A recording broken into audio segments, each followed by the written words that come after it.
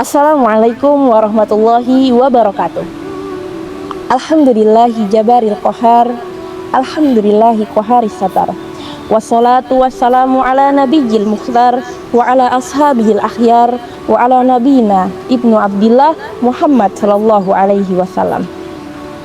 Pertama-tama dan yang paling utama, marilah kita panjatkan puja dan puji syukur kehadirat Allah Subhanahu wa taala. Karena berkat izinnya lah, alhamdulillah kita masih bisa mendapatkan kesehatan hingga hari ini dan bisa mengikuti Ramadan hingga saat ini. Tak lupa pula salawat berbekal salam nantiasa kita haturkan kepada junjungan kita, yakni Nabiullah Muhammad sallallahu alaihi wasallam, pada para keluarga, para sahabat-sahabatnya, dan insya Allah syafaatnya kelak sampai kepada kita umat yang masih senantiasa mengikuti jejak dan langkah beliau. Pemirsa dimanapun berada, berdiri di sini saya akan menyampaikan sedikit pembelajaran tentang epistemologi Islam. Nah, apa sih epistemologi Islam itu? Epistemologi Islam merupakan cara pandang kita dalam menjadi seorang muslim. Nah, epistemologi Islam dibagi menjadi 3. Yang pertama ada bayani, burhani, dan yang ketiga ada irfani. Yang pertama bayani. Apa sih bayani itu? Bayani merupakan cara pandang kita dalam berislam dengan cara memaknai sesuatu itu secara kontekstual, secara real. Ketika sebuah dalil mengatakan A, maka kita harus mengikuti sesuai dengan dalil tersebut, maupun itu hadis, ayat-ayat Al-Quran, maupun tafsir-tafsir yang ditulis oleh para sahabat-sahabat Nabi dan para ulama-ulama terdahulu. Contohnya, misalnya ketika kita menjadi seorang yang mengkonsepkan Islam itu dalam hal bayani, ketika kita disuruh membeli sebuah HP oleh seseorang dengan harga 2 juta, nah kita pergi ke counter, kemudian bertemu dengan penjualnya, kemudian kita bilang, Pak, saya mau membeli HP dengan harga 1 juta. Nah, tapi bapaknya bilang, oh nggak ada mbak, HP yang ada tuh cuman harga 900. Nah, walaupun dia lebih murah ataupun lebih mahal, seorang yang dia memilih untuk menjadi bayani, maka dia tidak akan membeli HP itu karena dia harus sesuai dengan apa yang disuruh. Seperti itu. Jadi kalau dibilang A, harus A, seperti itu. Nah, kemudian yang kedua yaitu burhani. Nah, apa burhani itu? Burhani adalah kebalikan dari irfani, bayani. Nah, burhani ini kita lebih menggunakan akal logika kita. Jadi kita lebih logis, lebih berpikir,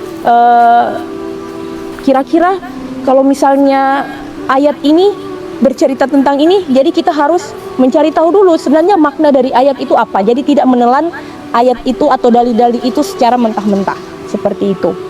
Misalnya nih, ada sebuah dalil yang mengatakan bahwa pada hari kiamat akan Allah jadikan wajah seseorang menjadi gelap, dan itu merupakan sebuah azab, seperti itu.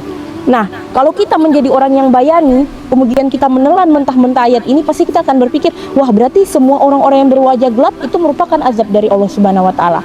Nah, sedangkan orang yang burhani, dia akan melihat konteks dari ayat ini seperti apa.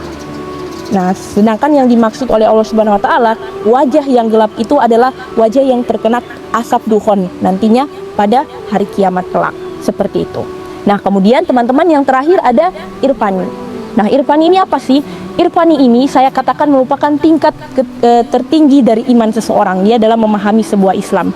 Misalnya nih, orang-orang yang dia dari awal pertama puasa Daud sampai akhir ayatnya tidak putus, itu termasuk orang-orang yang mengimplementasikan irfani, seperti itu. Jadi dia menggunakan intuisi, menggunakan perasaan, dia beribadah seakan-akan dia melihat Allah Subhanahu wa taala, dia beribadah seakan-akan dia akan mati besok, seperti itu orang-orang yang irfani.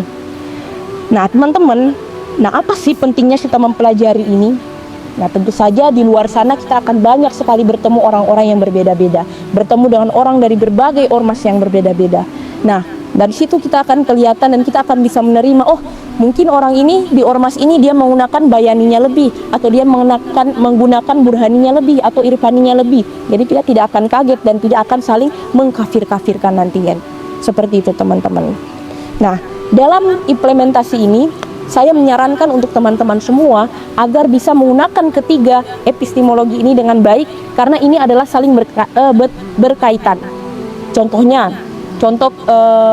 saling berkaitannya adalah ketika kita ingin mencari jodoh. Nah, ketika kita mencari jodoh, teman-teman, nah pertama kan pasti kita akan mencari jodoh yang sesuai dengan gimana sih Al-Quran dan hadis itu menyarankan. Misalnya laki-laki harus mencari perempuan dengan 4 kriteria. Yang pertama, dia harus cantik, kemudian keluarganya harus baik, agamanya harus baik, hartanya harus baik. Nah, itu kan sudah sesuai dengan Al-Quran dan hadis. Berarti itu kita sudah mengimplementasikan bayani kita. Nah, kemudian burhani, kita sudah dapat nih, wah ini orang sudah ada 4 kriteria di situ. Tapi kan kita juga harus berpikir, kita harus lihat juga benar-benar nggak orang ini sesuai dengan Al-Quran dan Al-Hadis yang dibicarakan oleh Allah dan Nabi Muhammad SAW. Seperti itu. Nah, kemudian yang ketiga baru kita menggunakan irfani kita. Kalau sudah cocok, mantap, kita tawakal kepada Allah Subhanahu wa taala, kita meyakinkan hati kita lagi untuk apakah dia ini jodoh kita atau tidak. Seperti itu contoh kita mengimplementasikan ketiga hal ini agar saling terkoneksikan. Jadi kesimpulannya adalah kita harus benar-benar menempatkan diri. Ketika kita harus berbayani, kita berbayani. Ketika kita harus berburhani, kita berburhani. Dan yang terakhir, ketika memang kita sudah siap untuk sampai pada tingkatan irfani, maka silakan kita coba, karena itu merupakan tingkat tertinggi dari keimanan seseorang. Mungkin itu yang bisa saya sampaikan. Terima kasih. Saya mohon maaf apabila ada salah-salah kata. Sampai ketemu di video-video selanjutnya. Barakallahu fiik. Assalamualaikum warahmatullahi wabarakatuh.